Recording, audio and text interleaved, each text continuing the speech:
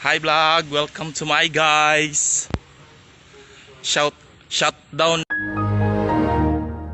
Good day everyone, welcome back to our YouTube channels. So for today's video, we're going to identify what are the parts of the conic sections. So let's go! So conic sections are the fundamental curves that arise from the intersections of the plane with double nap cone. The curves include circles, ellipse, parabolas, and hyperbolas, each with its unique properties and equation. So now, let's proceed to the part of the conic section. Pasensya akong bating agi guys. So, the part of the conic sections. So first, we're going to introduce the parabola, the circles, the ellipse, and the hyperbola. So again, sorry sa akong bati nga drawing cause I'm not good in drawing. So today, figure it out of what is the meaning or what is the name of every part of the cone. So this one is the generator. And this one in the center, this is called vertex. And this one is the axis. Well, this one is the plane, and this is the cone. So this is the part of the conic sections. So, basin magwonder mo unsa jud ning mga inani niya sa tunga. So, let's going to find out. This one is called curve. So, ang inyong mailanan nila kung paingon ani siya,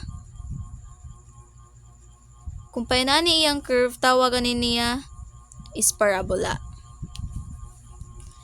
And kung painani ang iyang curve, mailhan naman na siya, kinaman siya dire, so it's circle. And this one, more siya parabola. But no, na siya kalaian kay na sila'y rectangle ay ga oblong dire, so that's called ellipse. Well, this one, this straight one, called hyperbola.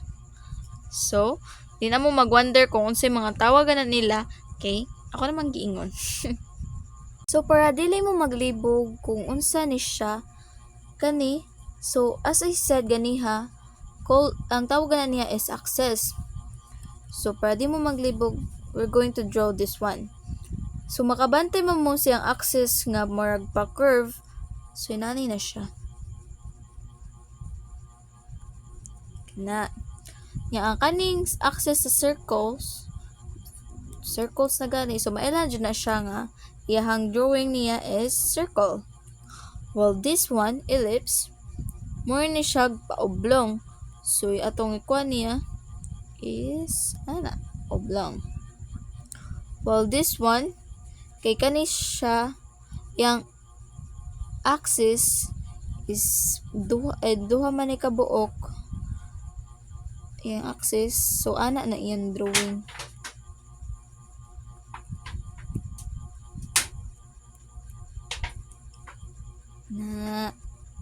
That was the part of the conic sections. So now let's proceed to the definitions or meaning of what are the conic sections. Number 1, the circle. A circle is the set of all points in a plane that are equidistant from a fixed point called the center. The equation of the circle with center, or h and k, and the radius are r.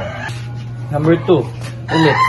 An ellipse is a set of all points in a plane such that the sum of the distances from two fixed points foci is constant.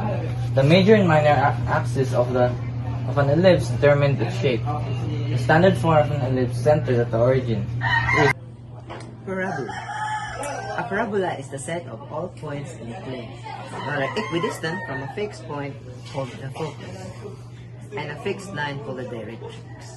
The standard form of a parabola is a parabola opening in hyperbola.